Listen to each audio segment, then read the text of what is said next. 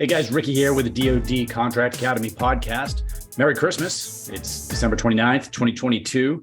Hopefully everyone's enjoying their holiday week, taking some downtime, maybe thinking about work for the upcoming year and your family and all of that. And in the spirit of Christmas and the new year, I just wanted to talk a little bit about getting your foot in the door with the government, some ways that you could do that.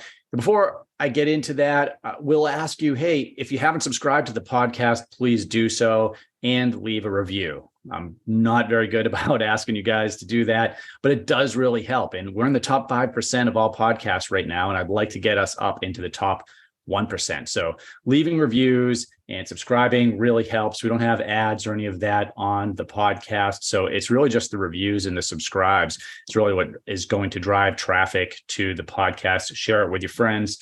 Really would appreciate it. So let's talk about getting your foot in the door, because there's some programs coming up that I wanted to talk about. So if you've listened to a lot of these podcasts, you'll know that a lot of the companies that got their initial start got it through the SBIR, STTR program. Now, Congress recently reauthorized the program, and typically SBIR, which stands for Small Business Innovative Research. So if you have a technological solution or maybe an existing product that you could modify for government use, or maybe even if you just are really good at research, there's a lot of different technology areas within SBIR and STTR. The way it comes out is through topics, right? So topics are released. Some of them are very specific. Some of them are, you could drive a truck through them. They're so broad, right? So depending on what your specialty is and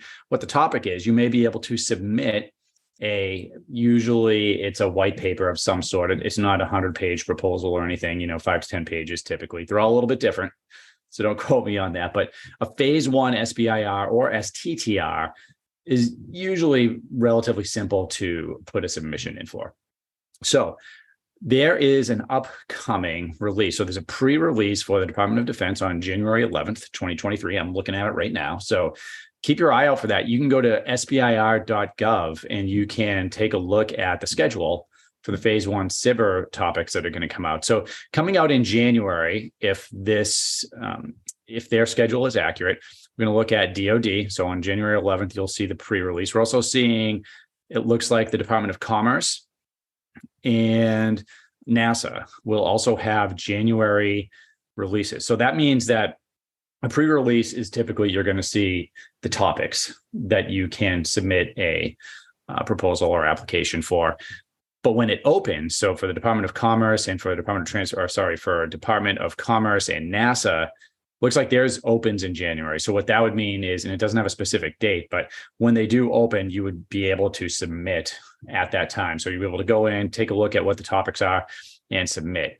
And usually there's a window. It's not, it's usually not a week. So looking at the DoD pre-release is January 11th. It opens for submission on February 8th and closes on March 8th. So it gives you a month to get your submission together. For Department of Commerce, it opens in January 2023 and closes February 2023. So, TBD what those dates are. And for NASA, it also says January opens and February closes. So you have a couple of areas. If you think you have, a solution to technology that could potentially be good for one of these programs, now you have a target, right? So now, and it's a great first step. It's the reason I like this as a first step is it's a relatively simple submission. You can go in and you can see what the topics are. And it's a good way for you to propose your solution to one of these agencies and see if they find value in that, or if they find like this may be something that they can invest in. And we're not talking about a tremendous amount of money here. We're usually talking about a $50,000 to $150,000 investment on the government's side, but it really gives you a license to hunt. So what it does is, first, you're on contract with the government. So if you don't have a contract, this is a way to get past performance, right? The other thing it does is they're basically paying you to find a government sponsor for your solution. And what that means is finding it could be a requirements officer, it could be an acquisitions officer, it could be the user of the product to say, hey, we think this is a good idea. We will sponsor this. And typically that means Maybe they will host you at a base or in their facility to set up a demonstration or potentially oversee some developmental work that's going on. There's a lot of different avenues that could take, but you're just getting somebody to say yes. They don't have to commit money. Basically, they're committing time and maybe a location. But if you find someone to do that, then you can apply for a SBIR phase 2. And that's where those larger funds come in that you've heard of with some of the previous guests on our podcast. So it could be over $1 million. They're all a little bit different. And a lot of our guests have won multiple SBIR phase 2 awards. And there are a lot of benefits to those. So there are some great things that you can look at in SBIR.gov. It'll also give you a good idea of topics. If you're trying to still develop your niche, this is going to show you some of the innovative solutions the government is interested in. So if you're, for instance, if you have a company that specializes in something like cybersecurity, which is pretty broad, or maybe sensor technology, well, you can go here and you can get a good idea of, hey, what are these different offices interested in, maybe where you could focus, or some ideas where you could take something existing and, place that in a government office. It's a really great place for some research. I use it all the time. My clients use it all the time. So thought I'd throw that out there for you. I think it's a good time. January is a great time, actually, to start really kicking things into high gear. So, hey, if you want to learn more about selling to the government, maybe you're just getting started, you can go to DoDContract.com. We have a free workshop there. And in that workshop, we walk through the defense contract formula. So we give you an overview of what the basic steps are to selling to the government. And just by watching that free workshop, you are going to eliminate a lot of the major mistakes that businesses go through when they first sign up to start selling to the government. So it's not intuitive. It's not what you think when you just go to sam.gov and register your business. It's not just if you probably heard me on my soapbox, it is not just filling out proposals and answering solicitations, right? There's a lot that goes into this. So head over there. You can go take our free workshop. We also have some great programs.